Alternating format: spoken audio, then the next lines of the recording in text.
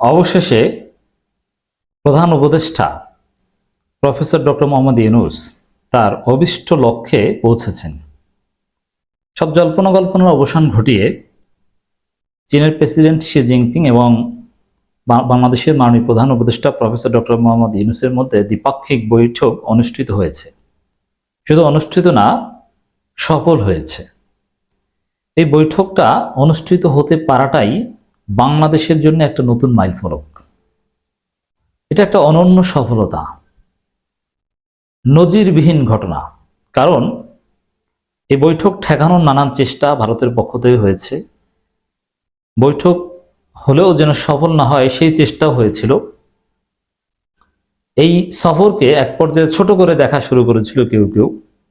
না, যেভাবে রাজকীয় বিমানে যাওয়ার কথা ছিল সেভাবে তো যায়নি, জাস্ট একটা সম্মেলন যেখানে আগে কোনো রাষ্ট্রপ্রধানরা যাননি, সেখানে ডক্টর ইউনূস গিয়েছেন। একটা প্রাইভেট ইনিশিয়েটিভ, এটা আসলে দ্বিপাক্ষিক কোনো এরকম গুরুত্বপূর্ণ সফর না।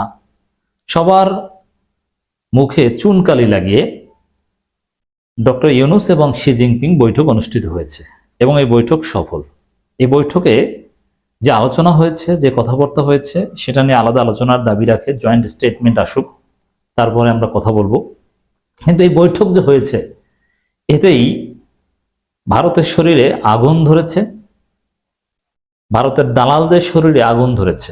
এবং বৈঠকে ডক্টর ইউনূসের প্রতি শি জিনপিং যেভাবে পূর্ণ সমর্থন ব্যক্ত করেছেন, এতে বিএনপির শরীরেও আগুন ধরার কথা। এর মানে বাংলাদেশ একটা নতুন অধ্যায়, নতুন মাইল ফলকে। ডক্টর ইউনূসের যুগান্তকারী সফলতা। আমি আগেও বলেছি, আবারও বলবো, চীন সরকার কাদের সাথে ডিল করতে স্বাচ্ছন্দ্য বোধ করে। এটা নেগেটিভ হলেও, দেখেন, নেগেটিভ পজিটিভ আমরা বুঝি না। আমাদের স্বার্থের সাথে যেটার সিমিলারিটি দেখবো আমরা সেটাকে অ্যাপ্রিসিয়েট করব। যেমন আমেরিকা খারাপ আমরা জানি, কিন্তু আমেরিকা যদি বাংলাদেশি গণতন্ত্রের জন্য কথা বলে সেটা আমরা অ্যাকসেপ্ট করব, কারণ আমাদের দরকার, আমাদের স্বার্থ, আমরা স্বাধীন দেশ। তো চীনের কিছু নেগেটিভ কোয়ালিটি আছে, যেমন তারা মিলিটারি ব্যাকড গভর্নমেন্ট কিংবা কোনো অনির্বাচিত সরকার অথবা শিডিউল সরকার না, এমন কোনো রেজিমের সাথে ডিল করতে তারা স্বাচ্ছন্দ্য বোধ করে। যেমন আমরা আফগানিস্তানে দেখছি কিংবা মিয়ানমারে দেখছি। এটা তাদের গ্লোবাল পলিটিক্সের একটা সিস্টেম। এটা একসময় যুক্তরাষ্ট্র করতো। যুক্তরাষ্ট্র একসময় টাকা পয়সা দিয়ে বিভিন্ন দেশে নির্বাচিত সরকারকে উৎখাত করত, মিলিটারি কু ঘটাতো। এখন তারা ঘটায় না, প্রয়োজন হলে তারা ঘটাবে। তো সেক্ষেত্রে ডক্টর ইউনূস টাইপের সরকারের প্রতি পূর্ণ সমর্থন জ্ঞাপন করবে চীন এবং তাকে সর্বাত্মক সহায়তা করবে এবং দীর্ঘদিন ক্ষমতায় রাখার চেষ্টা করবে। এটা চীনের স্বাভাবিক যে ফরেন পলিসি কিংবা বৈশিষ্ট্য, তার মধ্যে একটা। এতে তাদের সুবিধা হয়। যেমন বিএনপির সাথে ডিল করা যেরকম কঠিন, ভারত আওয়ামী লীগের সাথে ডিল করা যেরকম কঠিন, ডক্টর ইউনূসের সাথে ডিল করা এরকম কঠিন না। আর আমাদের দরকার হিউজ ইনভেস্টমেন্ট, টাকা পয়সা, সহজ শর্তে ঋণ, ঋণ পরিশোধের মেয়াদ বৃদ্ধি ইত্যাদি। এগুলো আমরা পেলেই খুশি। এগুলোর একটা বন্দোবস্ত হয়েছে। দর্শক, চীনের প্রেসিডেন্টের সঙ্গে প্রধান উপদেষ্টা বৈঠক অত্যন্ত সফল। শুধু সফল না, অত্যন্ত সফল, প্রেস সচিব। এর মানে সত্যি এটা একটা নতুন মাইল ফলক, নতুন অধ্যায়। চীনের প্রেসিডেন্ট শি জিনপিং ও প্রধান উপদেষ্টা ডক্টর মোহাম্মদ ইউনূসের মধ্যকার দ্বিপাক্ষীয় বৈঠক অত্যন্ত সফল, ফলপ্রসূ এবং গঠনমূলক হয়েছে। প্রধান উপদেষ্টা প্রেস সচিব শফিকুল আলম এই তথ্য দিয়েছেন। শফিকুল আলম যেটা বলেছেন, প্রধান উপদেষ্টা অধ্যাপক মোহাম্মদ ইউনূস ও চীনের প্রেসিডেন্ট শি জিনপিং এর মধ্যে একটি অত্যন্ত সফল দ্বিপাক্ষীয় বৈঠক হয়েছে। বৈঠকে বিস্তৃত পরিসরে আলোচনা হয়েছে, ফলপ্রসূ গঠনমূলক আলোচনা হয়েছে। তিনি আরো লিখেছেন, শি জিনপিং বাংলাদেশের প্রধান উপদেষ্টা ও তার নেতৃত্বাধীন অন্তর্বর্তী সরকারের প্রতি চীনের সমর্থন পুনর্ব্যক্ত করেছেন। মানে এর আগে সমর্থন ছিল, আরেকবার পুনর্ব্যক্ত করেছেন। এখন বারবার এই সমর্থন পুনর্ব্যক্ত করা, এটা না বলে তো এরকম বলতে পারেন যে আমরা দ্রুত বাংলাদেশি গণতন্ত্রের উত্তরণ দেখতে চাই, কিন্তু না।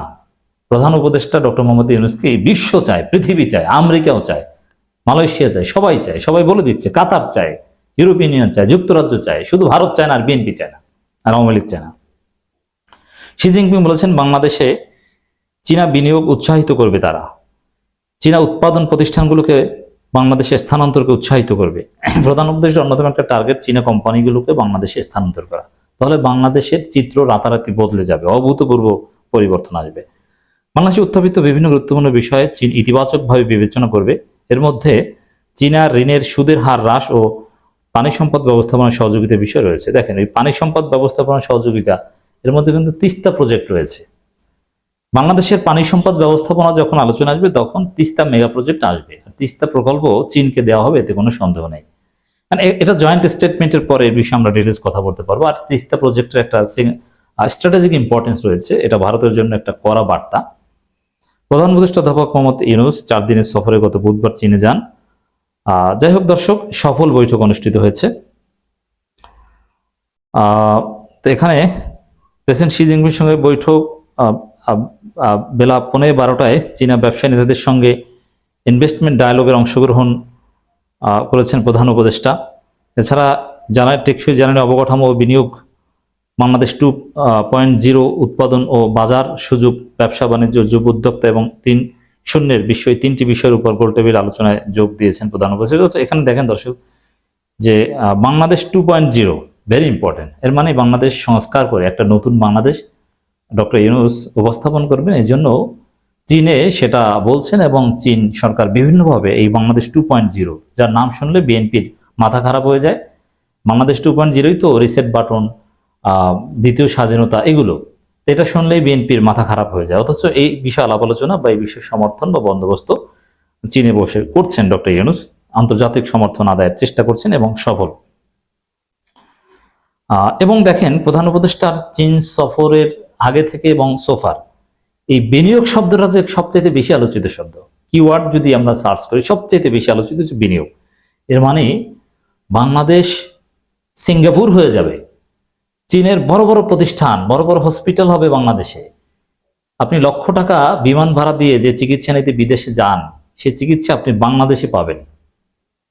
চীনে যাওয়ার রাস্তা তো সহজ করছি, একই সাথে চীনের হসপিটাল বাংলাদেশ হবে, চীনের বড় বড় কোম্পানি বাংলাদেশে হবে, সিঙ্গাপুরের কোম্পানি হবে, মালয়েশিয়ার কোম্পানি হবে বাংলাদেশে, কাতারের কোম্পানি হবে বাংলাদেশে, দক্ষিণ কোরিয়ার কোম্পানি হবে। কি হয়ে যায় বাংলাদেশ জাস্ট কয়েক বছর ক্ষমতায় রাখেন ডক্টর ইউনূসকে, দেখবেন এগুলোর সিগন্যাল এখান থেকে আমরা পাচ্ছি। পরিবর্তনের অংশ নিতে চীনা ব্যবসায়ীদের বাংলাদেশে আমন্ত্রণ ডক্টর ইউনূসের। পরিবর্তন মানে আসলেই বাংলাদেশ 2.0 করে দিবেন প্রফেসর ইউনূস। এই পরিবর্তন অন্যতম হাতিয়ার হবে অর্থনীতি। দেখেন দর্শক, মানুষের পেটে যদি ভাত থাকে, প্রচুর টাকা থাকে, দেশে যদি উন্নয়ন হয়, তাহলে ডক্টর ইউনূসের নামে বাংলাদেশের মানুষ জিকির করবে। হ্যাঁ, আমরা অবশ্যই গণতন্ত্র চাই, ভোটাধিকার চাই। আর ডক্টর ইউনূসকে তো আর আজীবন ক্ষমতায় রাখা বা 15 বছর ক্ষমতায় রাখার কথা বলি না। নিয়ম অনুযায়ী যতদিন সুষ্ঠু নির্বাচনের জন্য বা বাংলাদেশের চিত্র পরিবর্তনের জন্য দরকার ততদিন থাকবেন, তারপর তো নির্বাচনই হবে। নির্বাচন তো দামি হোক আর যা হোক, একটা তো হয়েছে 2024 সালে, আর মানে পরবর্তী নির্বাচন 2029 সালে বা 28 সালের শেষের দিকে, সেই সময় হবে। এই সময়ের মধ্যে যেহেতু জনগণ রক্ত দিয়ে ডক্টর ইউনূসকে ক্ষমতায় বসিয়েছে, তিনি অভূতপূর্ব পরিবর্তন বাংলাদেশে এনে দিতে পারবেন। এই জন্য অর্থনৈতিক উন্নয়ন ঠিক থাকলে বাকিগুলো এমনিতেই সব ঠিক হয়ে যায়। মানুষ চায় উন্নত জীবন। এই যে গণতন্ত্র, ভোটাধিকার, এগুলো কি জন্যে? মত প্রকাশের স্বাধীনতা, এগুলো কি জন্যে? বেসিক্যালি ভালো থাকা, ভালো খাওয়া, জীবনের নিরাপত্তা, এগুলোর জন্য। এগুলোই ডক্টর ইউনূস নিশ্চিত করবেন। মানুষের জীবনের মূল লক্ষ্যটাই ডক্টর ইউনূস অ্যাচিভ করে দিবেন। দর্শক, এমনকি যদি উন্নত জীবনযাত্রা থাকে, গণতন্ত্র নিয়েও মানুষ ভাবে না। যেমন পৃথিবীর সবচাইতে সমৃদ্ধ এবং বিলাসী জীবনযাপন করেন দুবাইয়ের শেখরা, দুবাই, কাতার, সৌদি আরবের লোকজন। নির্বাচন, গণতন্ত্র, এগুলো নিয়ে তাদের অতটা চিন্তা নেই, এগুলো নিয়ে তারা ভাবে না এবং তারা উদ্বিগ্ন নয়। এখন আমরা বলছি না যে বাংলাদেশ এরকম রাজতন্ত্র না, অবশ্যই গণতন্ত্র। ডক্টর ইউনূস গণতান্ত্রিকভাবে এসেছেন এবং গণঅভ্যুত্থানের চাইতে বড় গণতন্ত্র আর কিছু নেই, এবং গণতান্ত্রিক প্রক্রিয়ার দিকেই যাবেন। কিন্তু উন্নত জীবন, অর্থনৈতিক সমৃদ্ধি দিতে পারলে ডক্টর ইউনূসের প্রয়োজনীয়তা মানুষ ফিল করবে। নির্বাচনে দেরি করতে মানুষ আগ্রহ দেখাবে। এজন্য ব্যবসায়ীদের প্রতি আমন্ত্রণ জানিয়েছেন। বিনিয়োগ, ব্যবসা, টাকা পয়সা, লেনদেন, উন্নয়ন, এগুলোই কথা বলছেন। তারুণ্যের কথা বলছেন সব জায়গায়। তরুণদের কারণে পরিপূর্ণ একটি দেশ হিসেবে দাঁড়িয়েছে। তরুণরা নতুন বাংলাদেশ তৈরির কথা বলছে, শুধু ব্যবসার জন্য না, পরিবর্তনের অংশতে আপনাদের এই নতুন বাংলাদেশে আমন্ত্রণ জানাচ্ছে। সত্যিকার অর্থে বাংলাদেশ 2.0 ডক্টর ইউনূস বলে আসছেন, সেটা হবে। ডক্টর মোহাম্মদ ইউনূস বলেন, 1971 সালে পাকিস্তান থেকে আলাদা হয়ে আমরা যখন স্বাধীন হয়েছি, তখন আমরা কৃষিখাত প্রধান জাতি। অত্যন্ত অল্প পরিসরে পোশাক উৎপাদন থেকে শুরু হয় আমাদের তৈরি পোশাক শিল্প, কারণ হংকংয়ের ব্যবসায়ীরা বাংলাদেশ তাদের কারখানা স্থাপন করেছিল। আজকে চীনের পর বাংলাদেশ পৃথিবীর দ্বিতীয় বৃহত্তম তৈরি পোশাক প্রস্তুতকারী দেশ। বাংলাদেশ তৈরি পোশাক খাত দাঁড়িয়েছে নারীদের অংশগ্রহণে, তৈরি পোশাক শিল্পে 80% নারী শ্রমিক। তিনি বলেন বাংলাদেশ খুব চমৎকার একটি লোকেশনে অবস্থিত। এর মানে বাংলাদেশে চাইনিজ গার্মেন্টস হবে, চাইনিজ হসপিটাল হবে, চাইনিজ বড় বড় কোম্পানি হবে, মেগা প্রজেক্ট হবে। বাংলাদেশের চিত্র বদলে যাবে, সত্যিই বদলে যাবে। Just trust in doctor Yunus, তিনি পারবেন। Doctor Yunus can do that. এই সুযোগ গ্রহণ করতে পারেন, এই অঞ্চলে ব্যবসা করেন, ব্যবসায়ীরা আসুক, তাদের কারখানা স্থাপন করুক, পুরো অঞ্চলে এমনকি বিশ্ব সরবরাহ করুন, যাতে আমরা একটি প্রোডাকশন হাব করতে পারি। আপনারা সংযোজন কারখানা করেন। সত্যি দর্শক, চীনকে আরো জোরালো ভূমিকা চান প্রধান উপদেষ্টা। চীনে যেরকম কালচারাল রেভলিউশন হয়েছিল, এরকম বাংলাদেশে আরেকটা রেভলিউশন, অর্থনৈতিক একটা রেভলিউশন হবে ডক্টর ইউনূসের নেতৃত্বে। নতুন আরেকটা শিল্প বিপ্লব, চিত্র বদলে যাবে, অভূতপূর্ব নজিরবিহীন সফলতা এবং নতুন অধ্যায়ে নতুন মাইল ফলকে বাংলাদেশ।